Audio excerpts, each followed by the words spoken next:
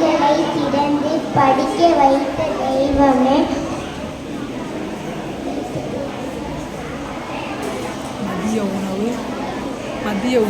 மதிய உணவு தந்த தந்தையே.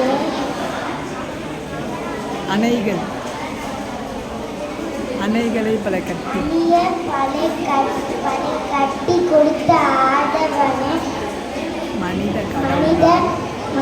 கடவுள் வந்த கஷ்டங்களை நீக்கி தந்த கண் கண்ட தெய்வமே. மீண்டும் ஒரு முறை பிறப்பாய